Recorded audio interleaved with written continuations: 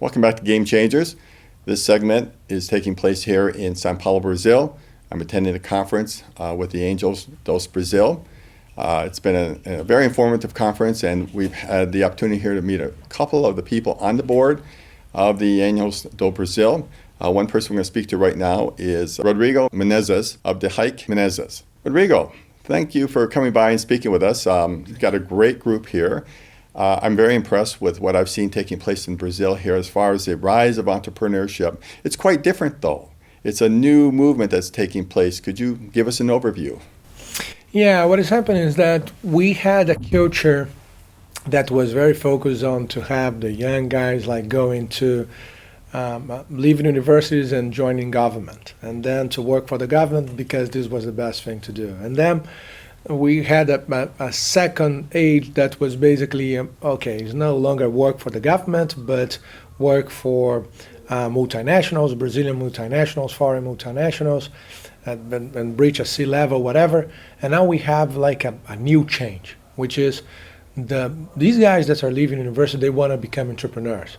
So, and not only that, we are also seeing a more mature guys, 35, 40, 45, 50, these guys that were at C-levels or were managers at multinationals saying, you know what, I know a lot about this business, and I think that there is a vacuum here that I can occupy. I will form my own company, I'll become an entrepreneur. So we have really a boom in terms of entrepreneurship and startups in the country.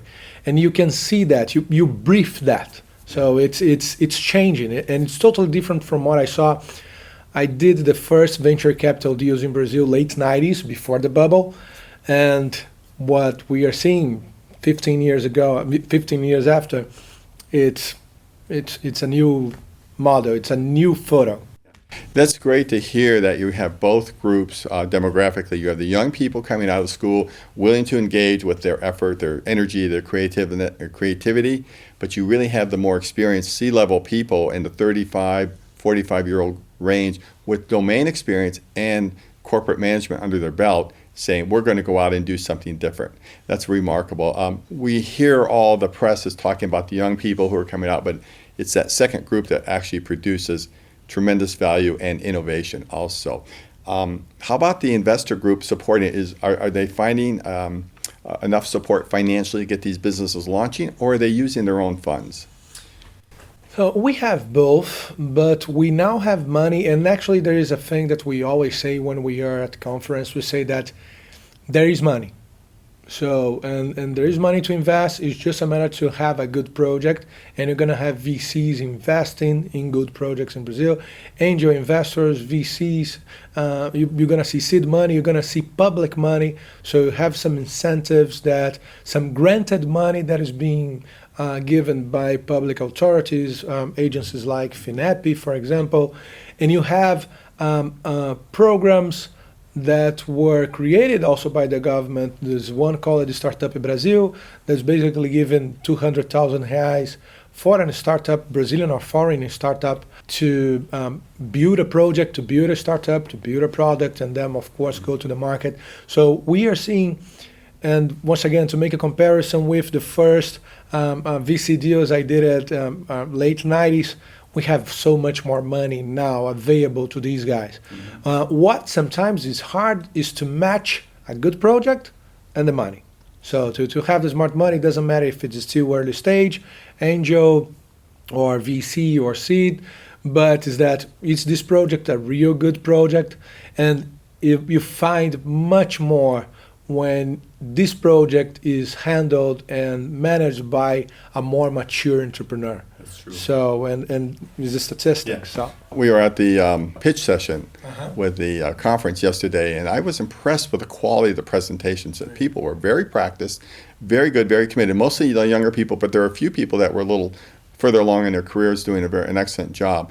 Are the people yesterday that we saw typically participating in Startup Brazil, or are they in a separate funding mechanism? From both. I mean, they're from both. And just for you to understand, the Startup Brazil, actually, the program has a condition which is for this project, for this startup, be accelerated by an accelerator, a local accelerator. It's an incredible situation that will compound itself, meaning more people come in and it builds up a business locally that will hire people, train people, give them good wages, and let them go on and start either grow that business or go out and start new businesses. Absolutely correct. I'll tell you a good example that's happening. I mean, I have my own law firm, so we represent more than 20 VCs, foreign and local VCs, and more than 80 entrepreneurs.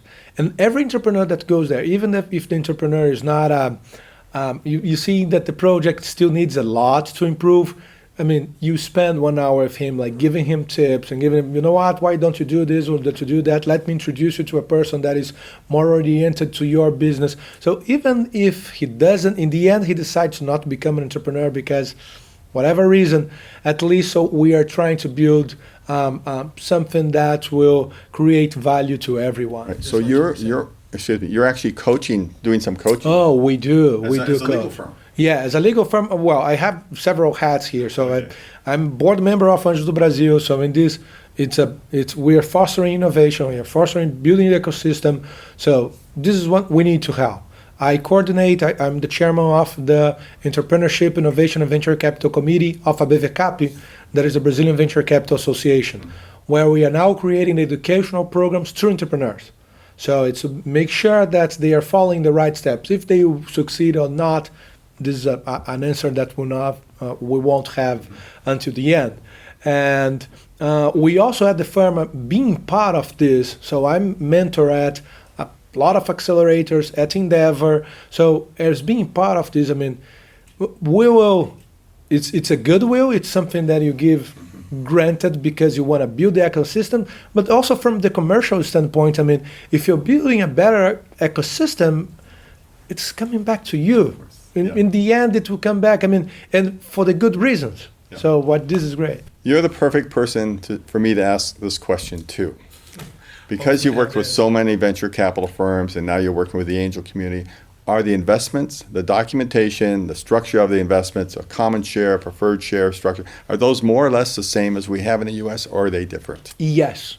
They are very similar. So our terms and conditions are very similar to the U.S., to what you find in the Silicon Valley.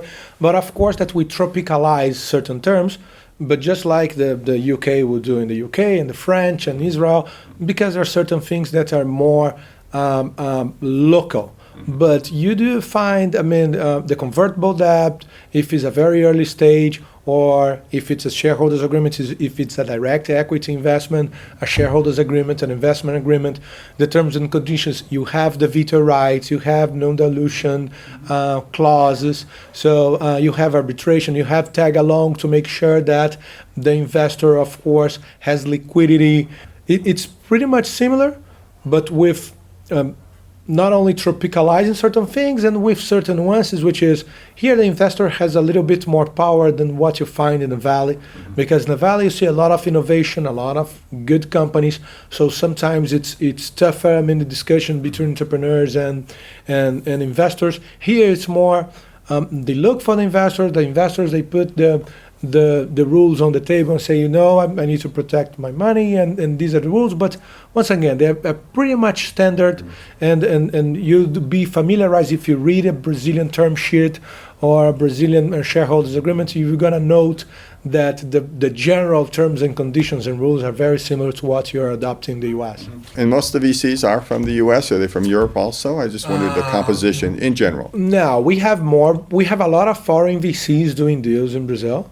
We have a lot of Brazilian VC. So nowadays, in 2006, they created a program called Criatec by the Brazilian State-Owned Development Bank, which is called BNDES, which was basically that they pick a general manager, general partner to become, I mean, you're going to handle this and make investments in innovation.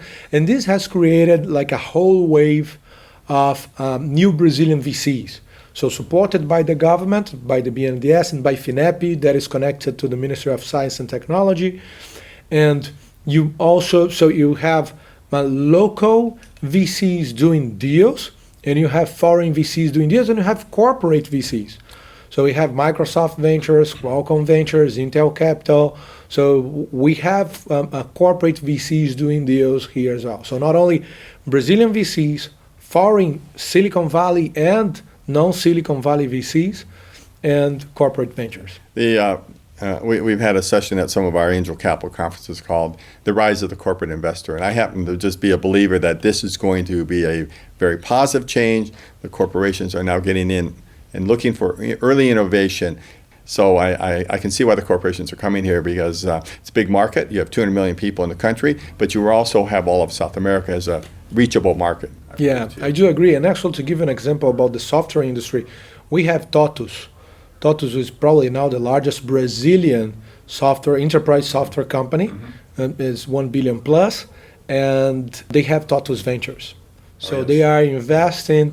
Also, I mean, they have TOTUS like doing M&A deals and acquisitions and selling their products, of course, to companies, but also doing venture investments. It's really good to see that the local large companies are setting up the venture arm and that development arm too. They're doing that, and I can give you more examples. We have Embraer that just raised a fund that, of course, focus on technology, aerospace, and defense, because Embraer is an aircraft manufacturer.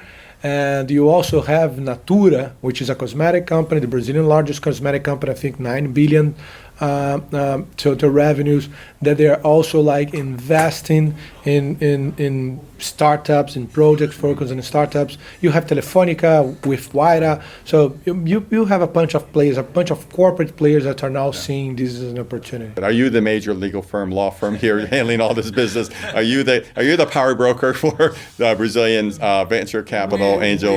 We do a lot of. You do a lot. We do a lot. I can't. And you're the partner. Your name's on the letterhead here, and so you're the guy I would go to if I needed to get something done here. I hope so, Jim. We are here to help you. We'll be more than glad to help you. Once again, we have a lot of expertise working in these deals and for these guys and to collaborate with. I'll let you know once anyone contacts me. I'll get back to you and say, Jim, I mean, it has worked. Well, thank you so much for your time. I really enjoyed it, and I wish you every success. Thank you. Thanks for the opportunity. I wish you all the best as well. Thank you, guys.